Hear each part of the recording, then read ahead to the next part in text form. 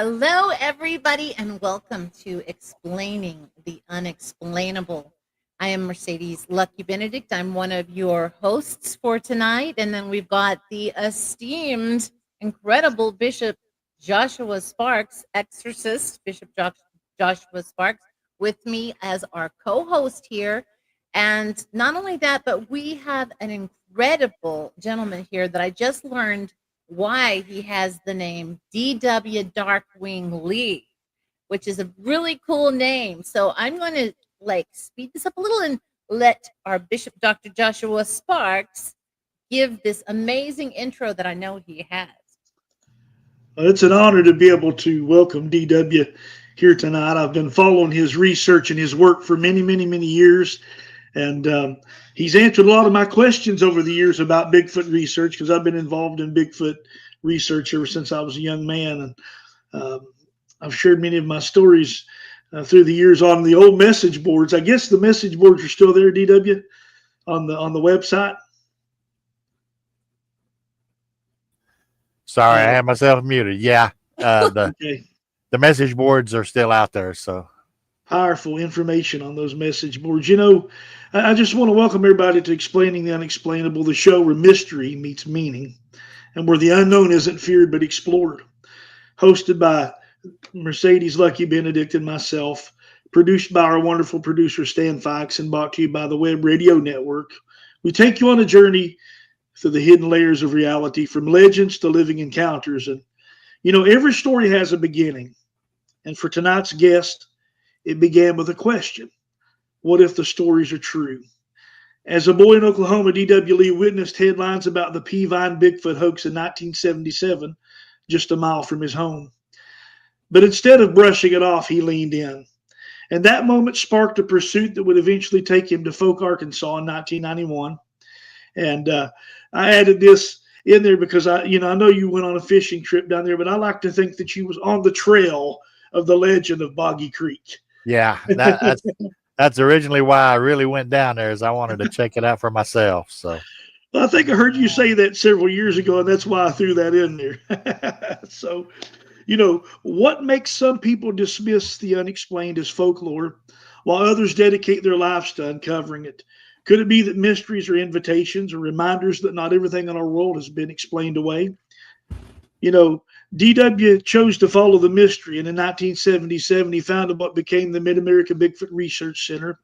And I think it's Bigfoot Research Group. Is that right? no, center. Okay, it is center. Okay. Yeah. I did get that right. I'm sorry. It is the second largest Bigfoot research group in the nation. From Oklahoma to Australia, Canada, to New Zealand, you've connected researchers across the globe through magazines and podcasts and books, and you've worked not just to investigate Bigfoot, but to educate a worldwide community. But here's the deeper question: why do legends matter? What is it about the unexplained that grips the human heart? You know, maybe it's because mysteries humble us. It reminds us that no matter how advanced our technology gets, there are still things beyond our grasp. What do you think, DW? Does mystery make life richer, or is it something we try too hard to control?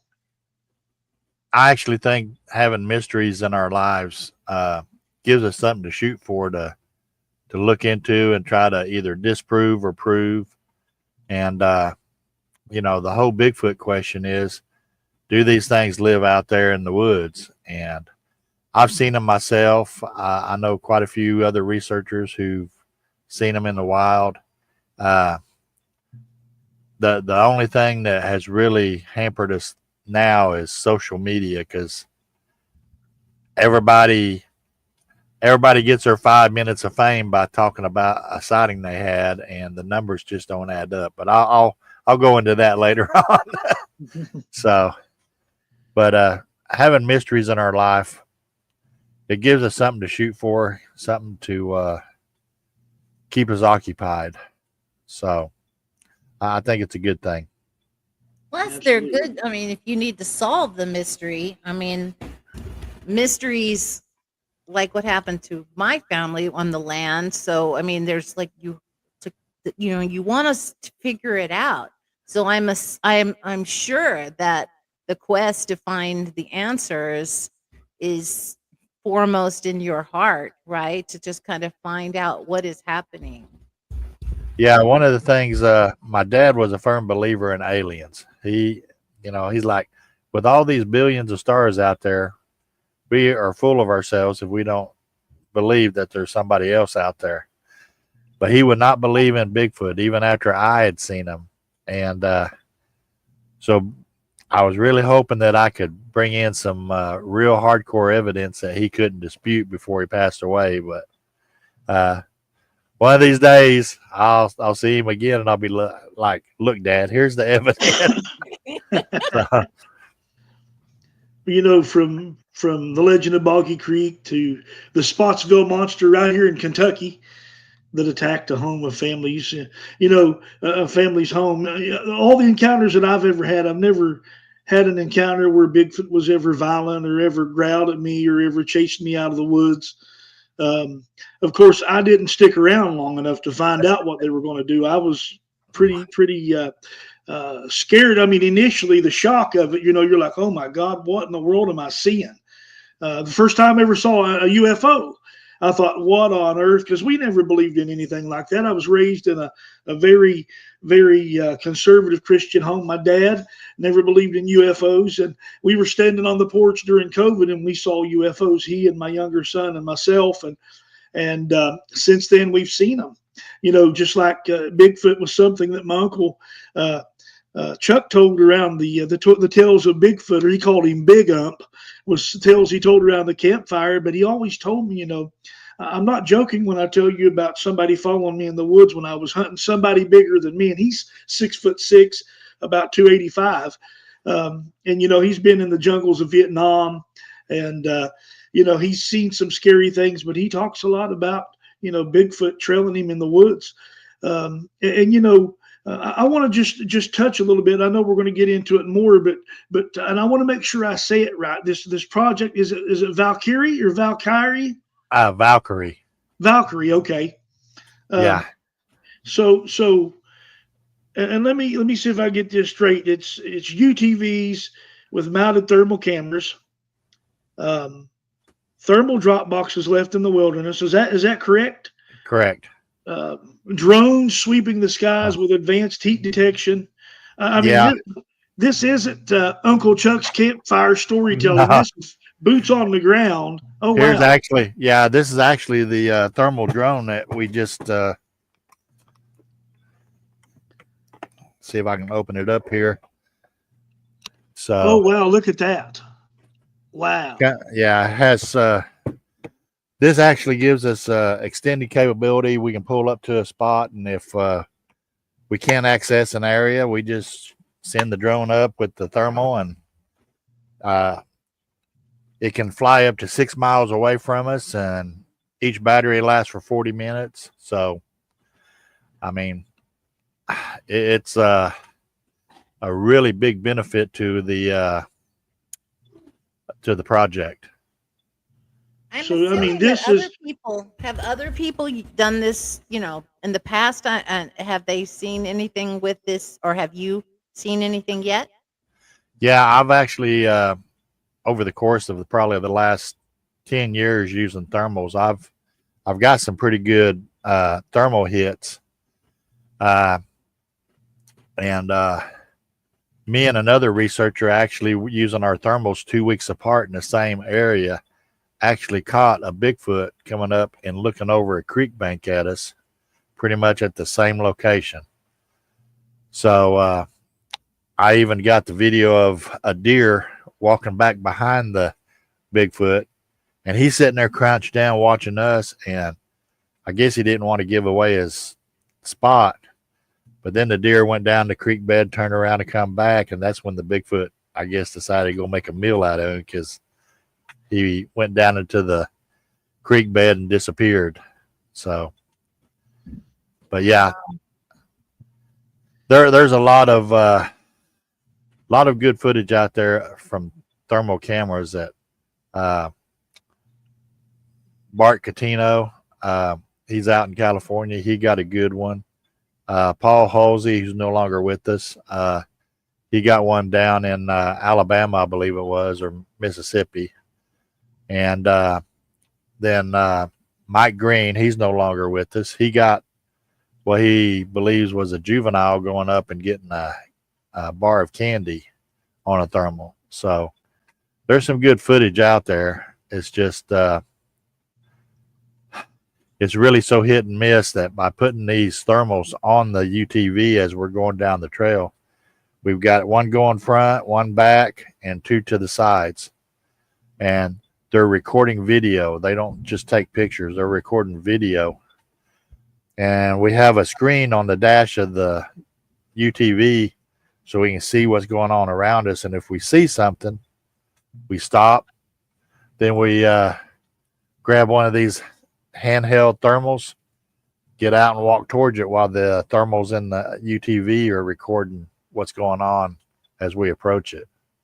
So I haven't really had a Bigfoot get really aggressive with me, but you know, if the thermal footage gets recorded of it ripping my arm off and beating me with it, hey, at least it's going to be good footage. So You know, this ain't campfire storytelling. It's boots on the ground science blended with a passion of discovery.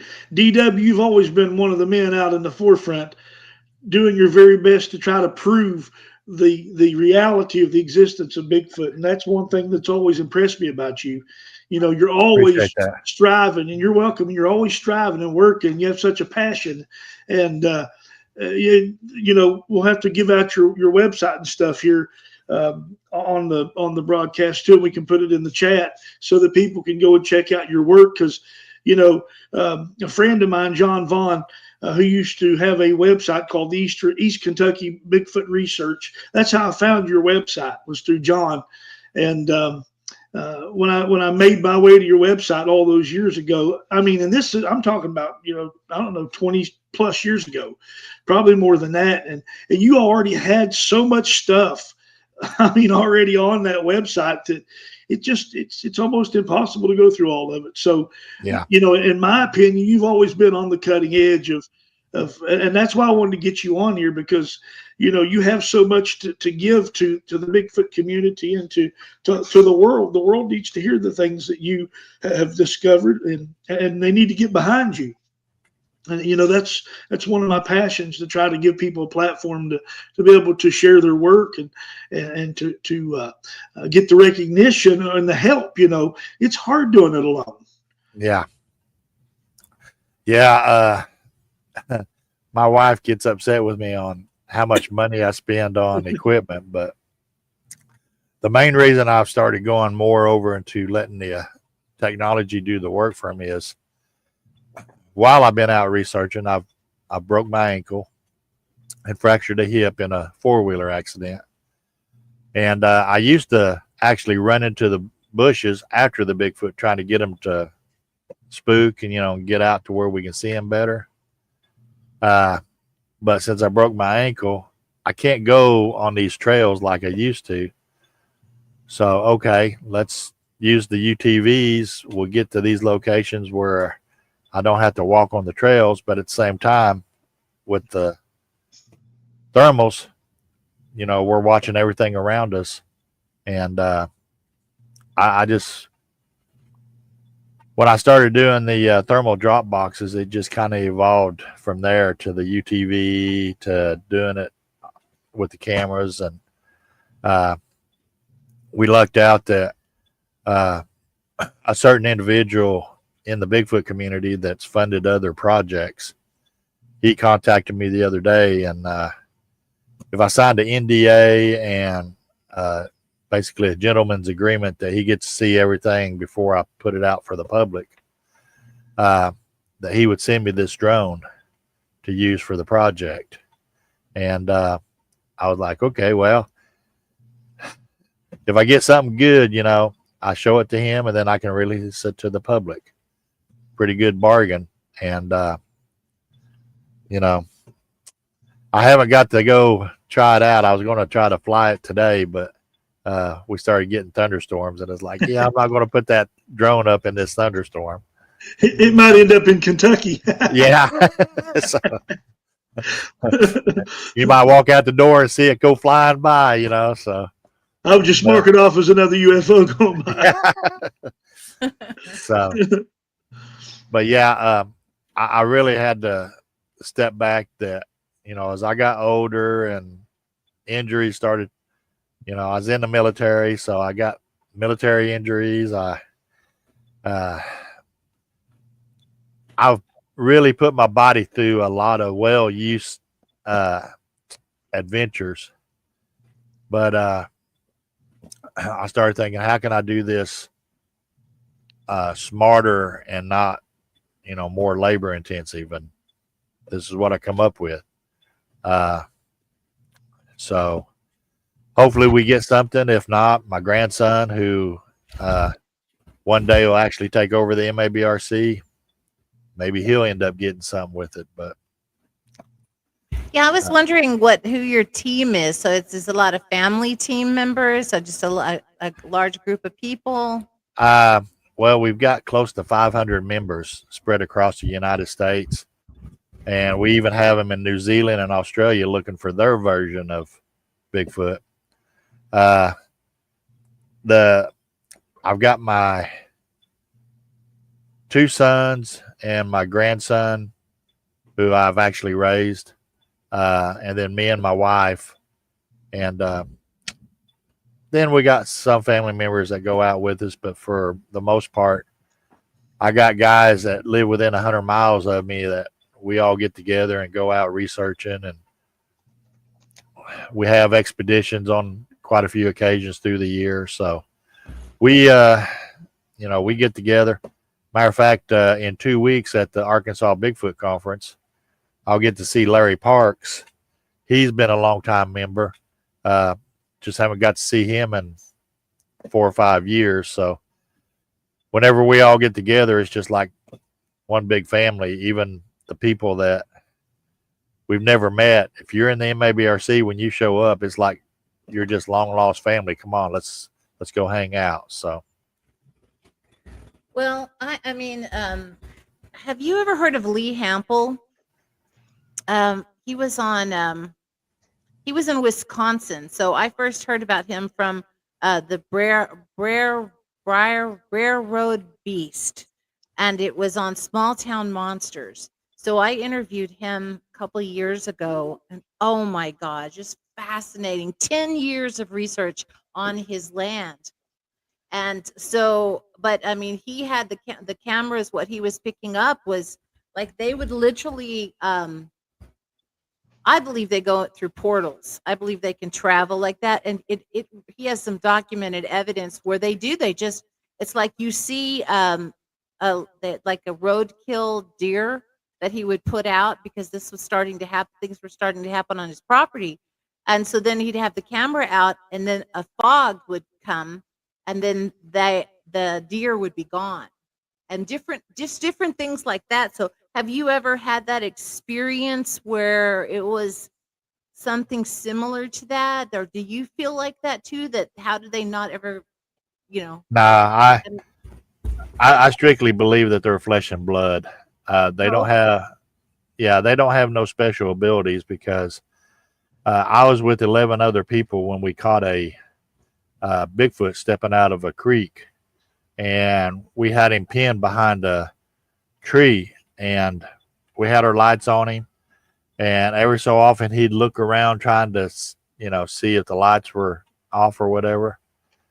And I told everybody that was with me, I said, let's just turn our lights off for a few seconds and then we'll turn it back on.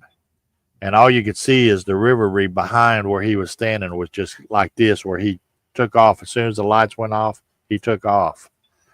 Now, if Bigfoot uses portals, it just goes to, you have to believe if one does it, then they can all do it. But at that one time, he couldn't go through a portal. He couldn't cloak. He couldn't do any of that. He was trapped by the lights, and he wasn't going to move until the lights were off of him. And so, based on all my experience and research, all these, for lack of a better way of saying it, crazy ideas of what Bigfoot can do, people go and put paranormal ideas to stuff that they don't understand. Uh, I've had a Bigfoot stand up that I thought was a shadow, and I actually shine my light on it as I was in the middle of this clearing, and I thought it was just a shadow. But then when my light come back to him, he stood up and turned around and looked at me, and I was like, holy cow. And he just looked at me like, you don't want to mess with me. And all I had was bear spray with me, so I was like, you got it, dude, I'm going back down the hill. But I've been up in their faces, and I haven't seen them disappear. I haven't seen them jump through the portal. If that day ever does happen, then I'll change my opinion. But most of my members in the MABRC knows that I don't want to attribute anything to Bigfoot that basically is woo. So. Okay. Yeah, What about that's the UFO connection? I mean, I've seen some documentaries on that as well. Would that be considered kind of woo too? Or Yeah. sometimes? Okay. Yeah. I mean, let me put it this way. I talked earlier about the numbers don't add up. We literally have thousands and thousands of people, and this is nothing against y'all's podcast, but I mean, we got thousands of people getting on these podcasts telling their stories about encounters with Bigfoot. Now, the numbers don't add up. You got this many people having sightings. You'd have to have a Bigfoot behind every tree for them to have a sighting. And in my area, we figure we probably got close to about 25 Bigfoot, but they're all in one troop, and they travel down a right-of-way, a high-voltage power line right-of-way between their different areas where they, scavenge for food and all that. We believe that the big one that runs the show is a white Bigfoot. And it's not because he's albino. I think it's just because that was the color he was born with. It's kind of a white gray. But he's been seen by quite a few people in the area. But the numbers still don't add up. I've got people coming up to me all the time saying, hey, I seen a Bigfoot over here and I seen a Bigfoot over there. And then somebody else says, well, I seen a Bigfoot over here. It's like, okay, how much have y'all watched Expedition Bigfoot or Finding Bigfoot? They read into all these things that have been attributed to Bigfoot on these TV shows. So they automatically believe, oh, we encountered a Bigfoot. So I'm a firm believer in we have to scrape the excess off the top of the cake as far as icing, because there's too many people reporting Bigfoot. Like I said, there'd have to be a Bigfoot behind every tree for these people to be having this many sightings. So, that's true. You and I both are well aware of some of the pictures circulating on social media of there. If you zoom in on them, it's just stumps, yeah, or it's a shadow of foliage or something like that, and your eyes can cause you to see anything you want to see in the woods. I've been in the woods all my life, and hunting and just hiking and stuff, and very rarely do you ever really see a deer in the woods. And we know there's deer there, but they hide out from you. I mean, it's just in their instinct. It is their instinct not to want to be seen. And just like Bigfoot, yeah. they're smart. How many times have you been in the woods and you've been just a stone's thrown away from them? Yeah.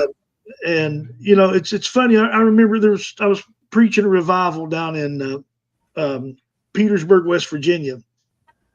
A friend of mine went up in the hills to pray, like 5,000 feet up, and it was interesting because we walked up the trail, and there was these rocks that were stacked from great big to small on this trail at the mouth of this one trail. And I thought, yeah, that's something that somebody's done. When we got up a little on up into the hill, seen another rock formation like that, and I thought, this is crazy. So I went over to try to pick one of these rocks up, and they were so heavy I couldn't even budge them. And so we continued on up into the hill to pray, and we prayed there for, I don't know, 2 or 3 hours, just fellowship and just sitting around talking. And we heard a vocalization. We didn't see nothing. We heard a vocalization. That could have been anything. But something was throwing rocks at us. And that kind of, it spooked us. We got out of there. I mean, we didn't stick around because we didn't know what those rocks represent. What does that represent, DW, if you see rock formations like that? Is that some kind of marking or? Well, when you see it on trails, you really got to step back. And around here in Oklahoma, when you see rock stacks, it's usually marking where somebody used to have a marijuana patch or a meth lab. Okay.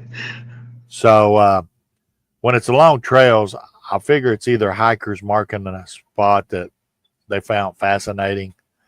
Now, as far as the rocks being thrown, I think Bigfoot uses it for several things, as a warning, hey, you're too close to me, or you're too close to my young ones, get away. I also think that they throw them just to see what you do. A former friend of mine in the Bigfoot community, he put it pretty close to what it boils down to. He said the Bigfoot will throw a rock just to see you get out of your chair and go running over there trying to find the rock, does it for entertainment. They do tend to throw pretty accurate. So, if they wanted to take you out with a rock, I'm pretty sure they'd be able to do it. But yeah, when it comes to rock stacks, it's kind of hard to say a Bigfoot did it because we don't have no evidence that really shows that Bigfoot actually does these rock stacks. Right. So, just like we really don't have no proof that they do any of these other territory markers. Well, basically markers that we come across. So, you mean like the X's and the bent over arches and stuff? Yeah. Yeah. A lot of people will go and post pictures of, oh, look at this structure I found. And Igor Burtsev, I think I said his name right.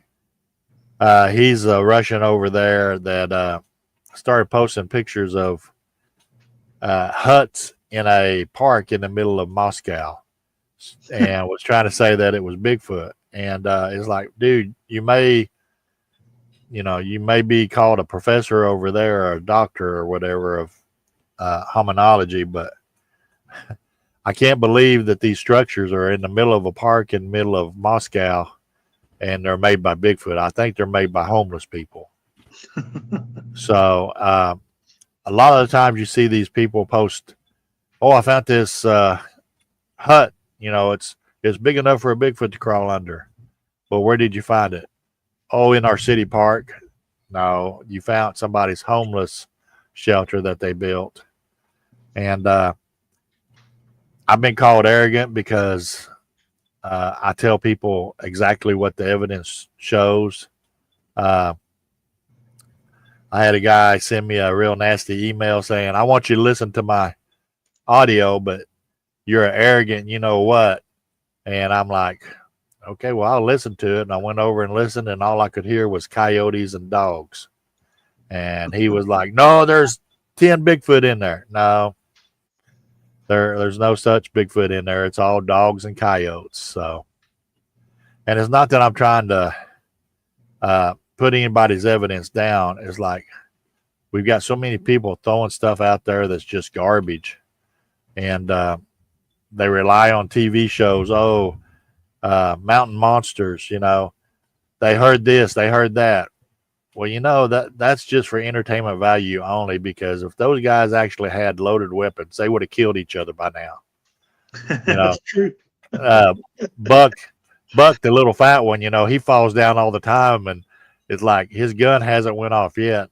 I don't think they have any bullets at all in their guns. So, uh, I've never heard of You that. know, that's one thing that's yeah, always I've always respected about you is you've always been about the truth. You've always wanted to find out what the truth is, and I appreciate that because out of the thousands, or well, let's say now millions of people who are Bigfoot experts, not many people really know what they're talking about.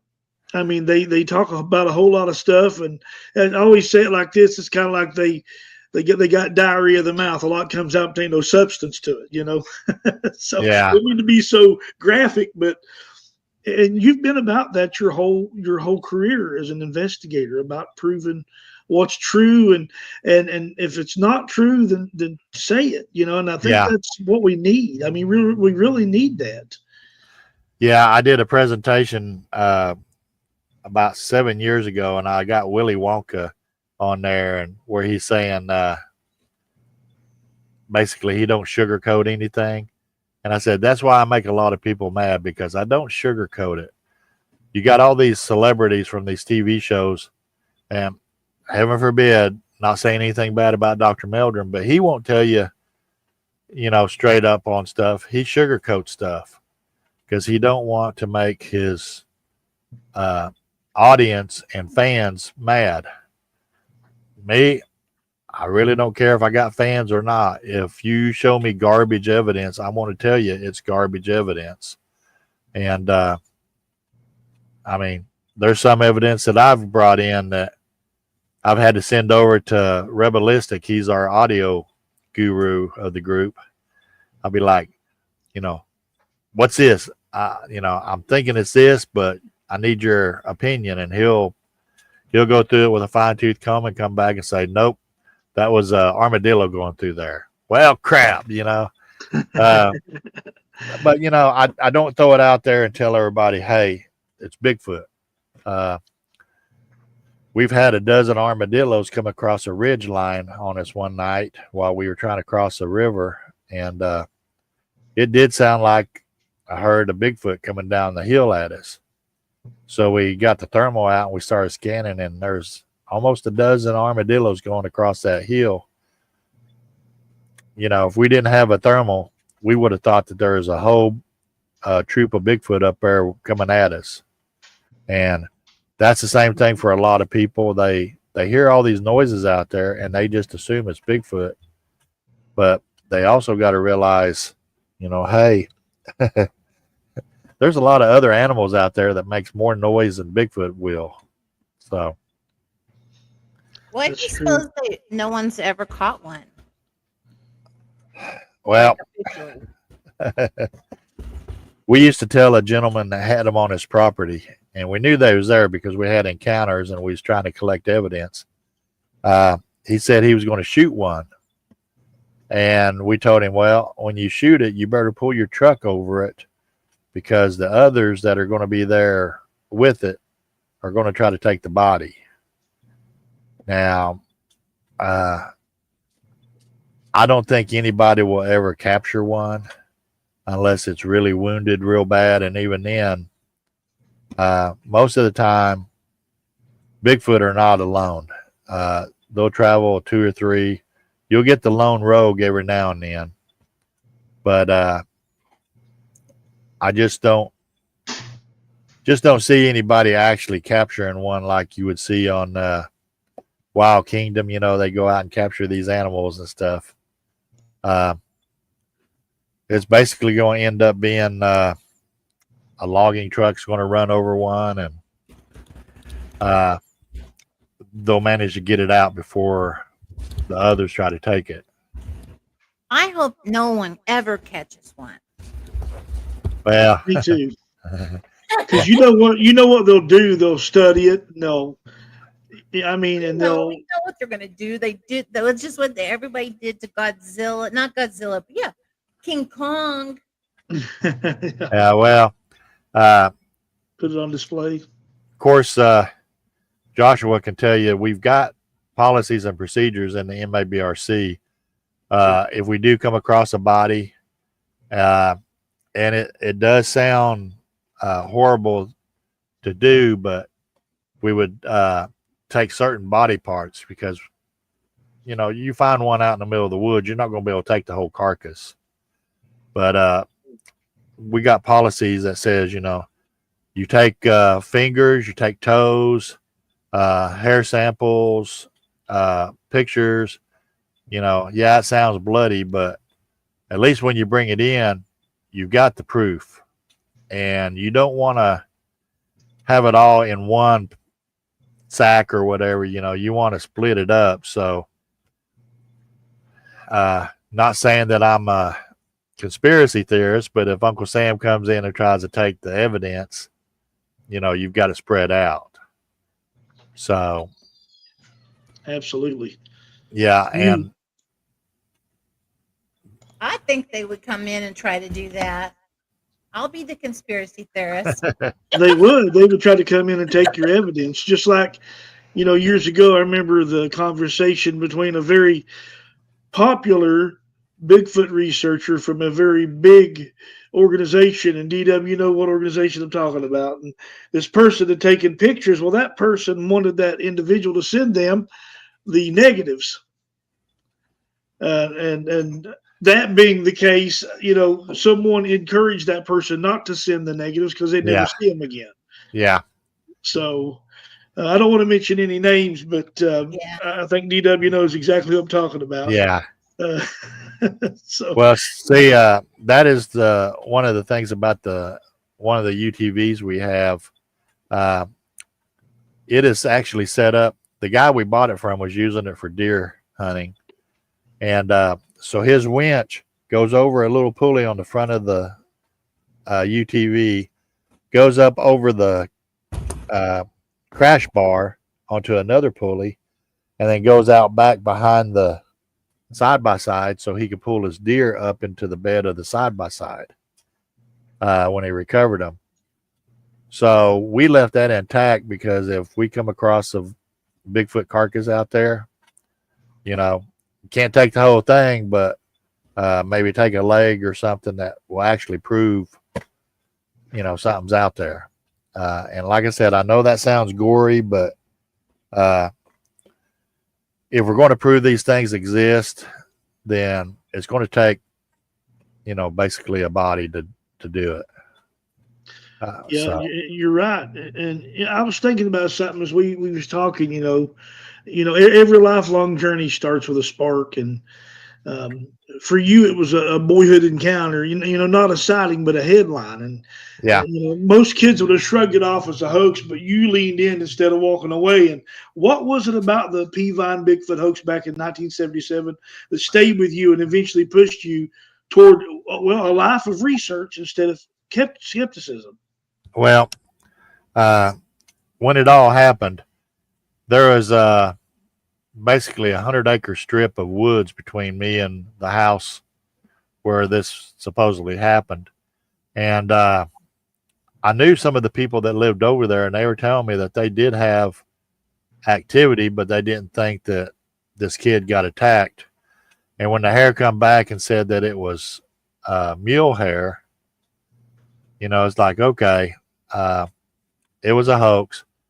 But it always stuck with me, that, hey, this could happen in Oklahoma.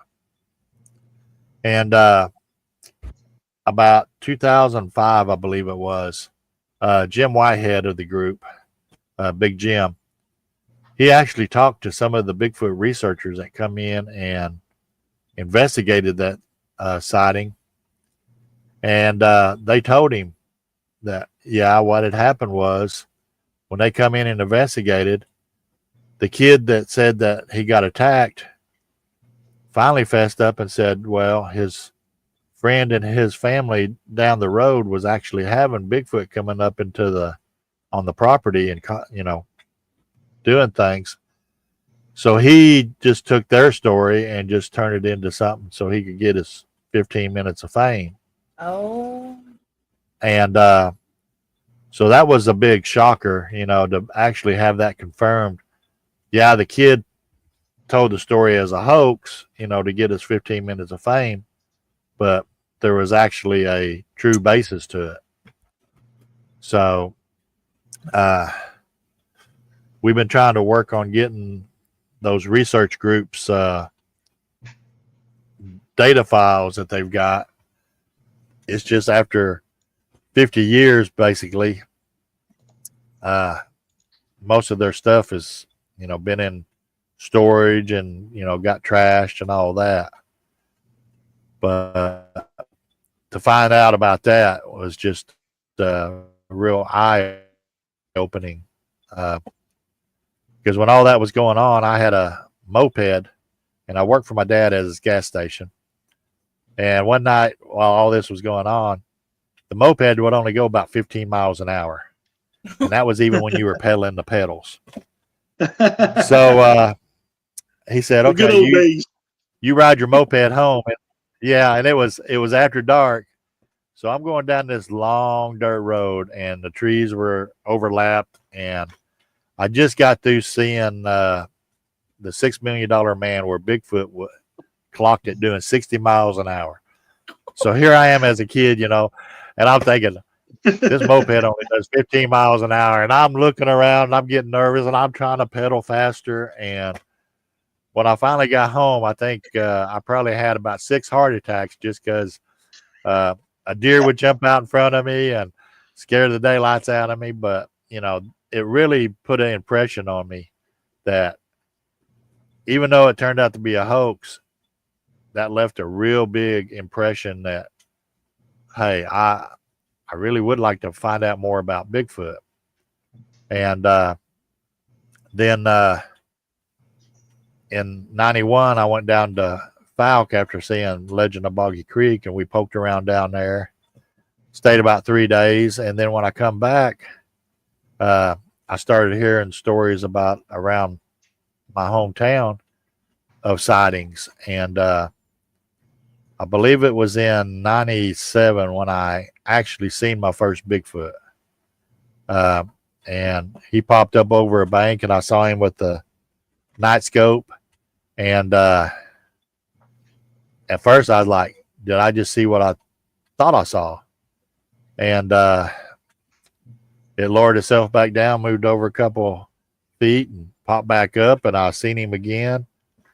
And my oldest daughter was standing there beside me with a parabolic, and she was listening to all the gravel moving around and stuff.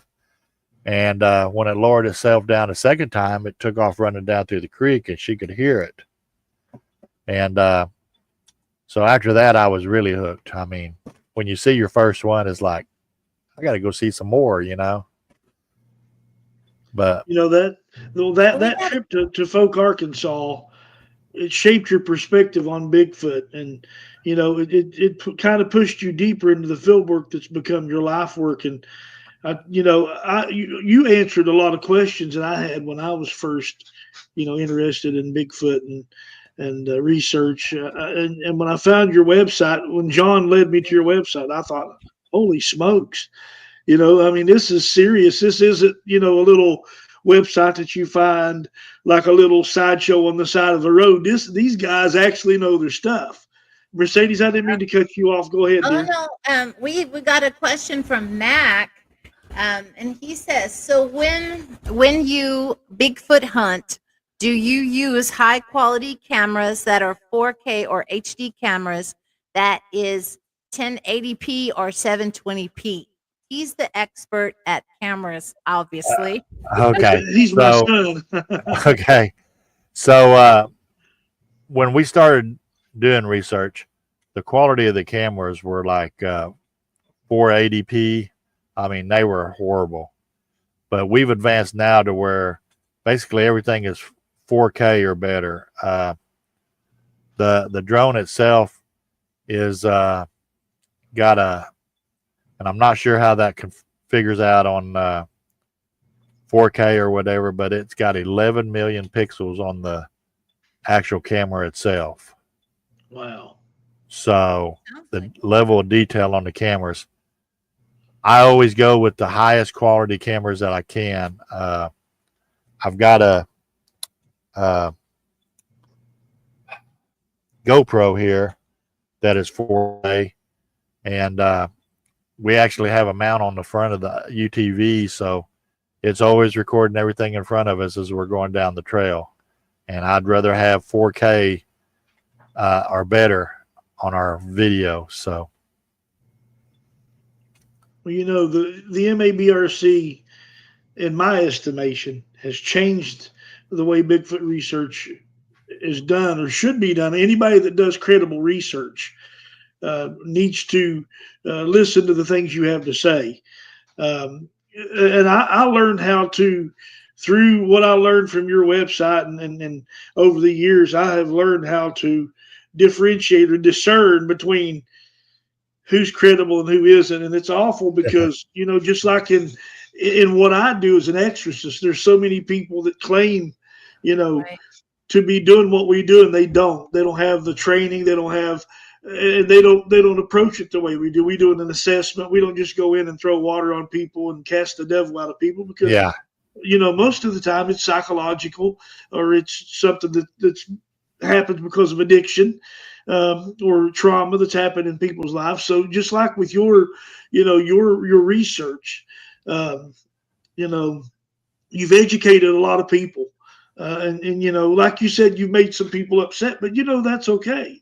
In any field that you work in, you're going to have skeptics. You're going to have people that are upset. But you've been there. You've seen with your own eyes.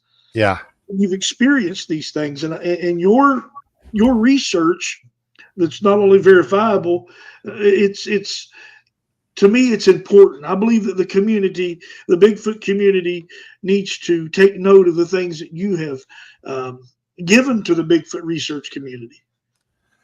yeah. That's why I've got like Squatchpedia.org. That's basically everything related to Bigfoot. It's kind of taken over for BigfootEncounters.com. We try to post everything history wise. And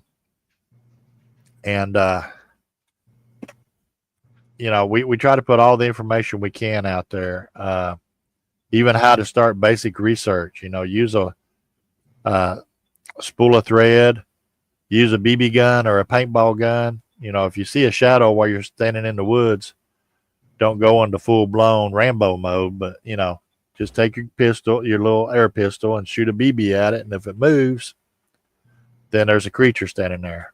Not saying it's Bigfoot, it might be a bear on its hind legs, but they'll flinch because they think that they got bit by a bug or whatever. So, and I see the question here. Have I ever? Yeah, with Ken Gerhard. No, we've actually had Ken Gerhard speak at the Oklahoma Bigfoot Symposium twice now, and he's talked about going and doing more with us. He's actually done a lot with Big Jim Whitehead. He's one of them that I do really consider to be more legitimate when it comes to doing research as a celebrity. Most celebrities, they're going to tell you what you want to hear, so you'll keep watching them on TV. Ken, I think he does it in a way that it don't ostracize you, but he'll tell you, no, that's not the way. So I got a lot of respect for him. Well, that's amazing. So do you stay mainly in you travel to different places, right? I mean, for these conferences? Yeah, I'll be traveling down by Little Rock in 2 weeks for the Arkansas Bigfoot Conference. That's right. Yeah, and I'm really looking at maybe running down to the Texas Bigfoot Conference just to make an appearance down there. We keep trying to get up to the Ohio Bigfoot Conference, but they usually schedule it when we can't schedule getting up there to it. But yeah, I go from basically my research is Texas, Louisiana, Arkansas, Missouri, Kansas, and Oklahoma. So I kind of stay in that general area. That's a lot. It's a pretty big area. Well, what about the Bigfoot field guide? You know, We started that as a radio show back. Shoot, I can't remember when we actually started. I think it was like 2002, 2003, and me and Randy Harrington were the co-host, and we tried to keep it related to research and stuff like that. And then we got too busy, so we handed it off to two of our female members, and they started bringing on guests and kind of veered away from research. So then we started putting out newsletters under the Bigfoot Field Guide, started doing magazines, and then I started writing books under the Bigfoot Field Guide. So yeah, we do this big old whole encompass of Bigfoot Field Guide in all different formats. Wow. And it's all about the research. So We've got another question from our audience member. How much does technology play a big role when Bigfoot hunting? well, it's always played a major role, but as I sit around the campfire more and more with the older researchers that couldn't really get in the woods that much, I realized if I want to do good research, I'm going to have to rely on technology. We have audio drop boxes that we put up in trees like 20 foot high. We got a pole that we extend them up there. They record for 72 to 96 hours, depending on the batteries and the temperature. Now we got the thermal drop boxes that is actually a thermal. Matter of fact, this is number 5. And here is the thermal camera. It's also got a amplified microphone right there, and don't have it locked. So, but basically on the inside we have the super ear. The see if I can do it. Here's the thermal camera. Here's the super ear. Here's the DVR that it's connected to, and it runs off of a battery inside here. And you just take and turn it on. You can leave it sitting out there, take the cover off, and it'll record for, like I said, about 20 to 27 hours, depending on which battery we put in it. So that is fascinating. So technology, I can go and cover. One of our research areas is a valley that is about roughly 3 to 4 miles long by about a mile wide, and we can cover that whole area with the thermal drop boxes. We have 5 of them. Oh no, I think we're losing. Audio recorders, we've got 3, 4, 5 drop boxes here. And the thing was, I got to give credit where credit is due. Texla Research out of Louisiana and Texas, they're the ones that originally come up with the audio drop boxes. We just refined the idea and use them to, I hope this don't piss the guys off, a better way of using them, you know. So, but Hey, yeah, do you ever go to Ashland, Kentucky? Because I hear they got lots of Bigfoots there. Yeah, I haven't been to Kentucky yet. I mean, I went through there a time or two, but I've never really researched. I keep telling myself, well, if I ever win the lottery, I'm just going to retire and I'm just going to travel all around and go to all the different states. But I actually had a he's still a member of the group, but every time he sees me, he's like, "Hey, I got a couple of new research areas we need to go check out." And it's like, big head, I I can't even keep up with all the areas I got already. You know, I don't need no more new ones. So, uh, Wow.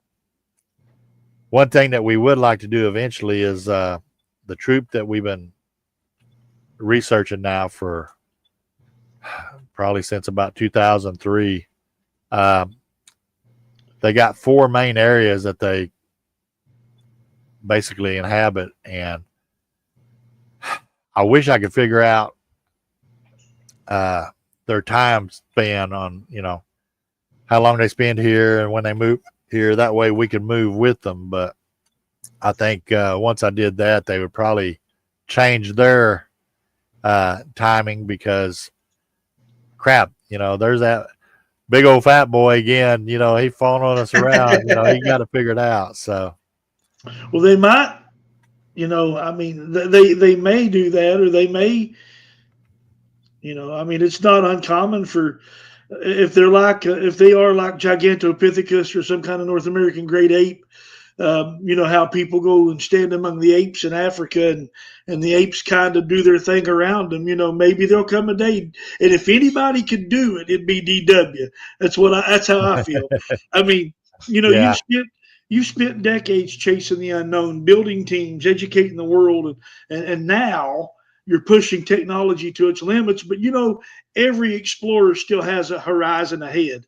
So, what's next for you in the MABRC, and where do you see Bigfoot research heading in the next decade, and what keeps you motivated to keep chasing the mystery? well, what I see for the MABRC is hopefully we can continue to attract a younger generation uh, to keep the group going forward. Uh, Technology wise, uh, well, these thermal drop boxes, I managed to find 5 thermal cameras really cheap, and they're great little cameras, but they're already obsolete. Technology's already leaped ahead on us.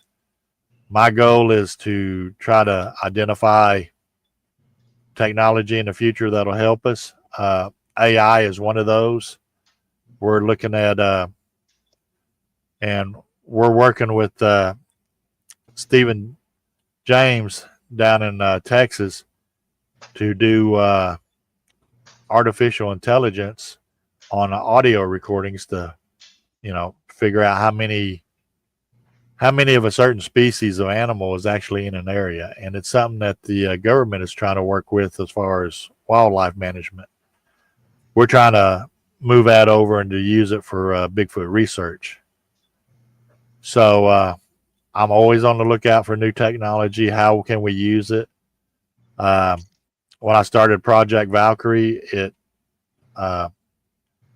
really started out with the drop boxes, but then I got the UTV, and I was like, oh, how can I use this? And it just, for a period, I think I started it back in a year ago, and it's ever evolving. Hopefully, hopefully we'll get something really good. Hopefully not me getting my arm ripped off by a Bigfoot on thermal, but uh, That would not be for, good. yeah, for the MABRC, I'd like to eventually get it down really good on the UTV and the thermals, and maybe expand it to other areas of the country. And you know, the MABRC is not really interested in doing TV shows. That's one thing that led to one of our founders leaving the group, because he wanted to do a TV show, and I'm like, you know, you can't do research on a TV show. I was on Legends of the Ozarks, and we had, I believe it was 8 film crew members around us. And whenever you heard a vocalization, it was like, okay, where's everybody at? You know, could it be somebody out there doing that? we did Search for Bigfoot for the Cherokee Nation, and they let us do what we do, and that was a good crew to work with. And you can find that on YouTube. The Search yeah. for Bigfoot for the Cherokees. Search for Bigfoot. What? I believe it's the Cherokee Search for Bigfoot. Okay. So they just let us be ourselves, and we actually recorded enough to do probably 2 or 3 hours of a show, but they had to cut it down to what they did. Yeah. But I found as it. far as far as Like that. yeah. So but as far as technology and me goes, I'm 60 years old. My time running through the woods at night with just a flashlight is over. So technology lets me see through the dark and hear through the dark. You know, I've got tinnitus from being in the military, so I got to let the audio recorders do the work for me. Absolutely. That's a good idea. Your wife's probably happy about that too. Well, she gets frustrated with me. She likes to do the ghost hunting and investigating, and she does get tired of doing the Bigfoot stuff. But she's friends with a lot of the MABRC members that we do go out with and meet up with. So it's not like she don't like going out. It's just she prefers ghost hunting over Bigfoot. So because it's all indoors, right? yeah. We have so many questions coming in, and I know we are out of time, but there's so many questions. Let's see, what time is it? It's time, isn't it, Joshua? It is 11 Is it o'clock. time up? Yes. Yeah. Yeah, we've definitely got some really neat questions. Why don't we do the one? We've got one right here, Yeah. and then maybe we could figure out have you come back again, and you could answer the All other right. one. Okay. So Mac again says, is it possible to train an AI model to recognize patterns in alleged Bigfoot calls versus known animal sounds? Yeah, and that's something that we are working on. We're trying to put together a platform, basically a computer that can handle the computation. We've got the software that goes and looks at the recording and can tell you, okay, we got this type of recording, and it'll go through the audio and find all the other clips associated with it. And it'll be like, okay, this is unknown, but this is a crow, this is a raccoon. So we are working on that. It's just trying to get a computer big enough to do all the work. That's amazing. I've got one more question, and it's very interesting because I found this on YouTube just the other day about these special glasses they had in the military that you could see things. And so it's so hard to say smakalaka. What is the glasses they use? What are the glasses they use in the military that allowed people to see high realms they had, like in purple color? Maybe that could be a cool thing to get. He might have had another question too, but have you used any glasses like that with special abilities of light? No, I'll have to look into that though. So Yeah, it's probably similar, but maybe just different colors. Well, I hope you will come back again and we can have more questions. all It's right. been a Yeah, big this has been a question good night. show. And it's something I was thinking about, whether or not Bigfoot ever steps into the light. The work that you've done has inspired me, and it's inspired a whole lot of people. So your work has inspired me to keep asking questions, to keep pushing boundaries, and to keep explaining the unexplainable. And DW, we definitely have to get you to come back. Love to Yeah. continue to keep up what you're doing with what you're doing, and because you're just a fascinating man. You always have been to me, and you're always on the cutting edge of research. And I think it's important that the community, the Bigfoot community, and the world at large gets to hear the voice of a true researcher who's truly dedicated to true research and not a bunch of mumbo jumbo hocus pocus. Yeah, like I said, if Bigfoot ever steps out of a portal in front of me, then I have to change the way I think. But I've had enough instances where I don't believe in portals. I don't believe in cloaking or mind speak, because I've had enough encounters that hasn't occurred during my encounter. So I just don't believe in it. And if he does step out of a portal, maybe he'll teach you how to travel that way so you get back and forth, quick. That would be cool, wouldn't it? So, yeah, it's one of those things. I don't know what I'll end up doing if a Bigfoot steps out from behind a tree in front of me and I'm carrying a pistol. Am I going to start shooting, or am I going to run and leave a trail of something brown for him to trip over and slip over?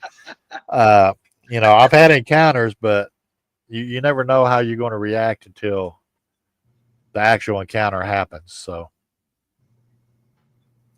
well, it's been an honor to have you tonight. Well, I appreciate you having me. So, and I just want to thank everybody on the chat. We've got Lady Warrior, we got Mac, we got Michael, who's Makalaka, Bakalaka, something, but he's been great. He's from Norway, and just everybody that's been on, thank you so much, and thank you so much, DW. Yeah. Did we call you DW, or do we call you Darren? DW. DW. Yeah. So, but yeah, just hit me up in a few weeks after the Arkansas Bigfoot conference, and we'll see about get back on. Yeah, that'd be awesome for you to come on and kind of do a highlight. And if you got any pictures or anything like that, I mean, you can send them to Stan. We can get it to us. We can get it to Stan. Stan's the man. He can make it happen. My grandpa, they were from Nashville, so I used to go there when I was a kid, and my grandpa had a ranch farm there. Is that anywhere near your event? There's a big woods. It's do you know where Little Rock, Arkansas is? Okay. It's going to be just really about 25, 30 miles north of Little Rock. Oh yeah. So yeah. Awesome. So thank you so much. You've been such a joy to have on here. So amazing. Yes, he is. Absolutely. All right. I just want to say, Joshua, do you want to say a quick prayer? Just a quick one to close. Sure, we can.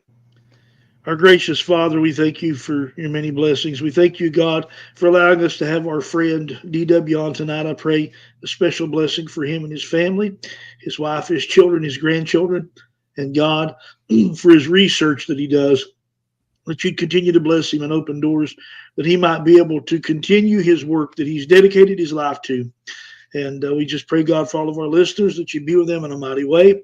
Bless our country, bless our military, and let your people, God, experience that overwhelming blessing of your love. For we ask all these things in the name of Jesus Christ. Amen. God bless Stan and Teresa Fikes, our great producer people.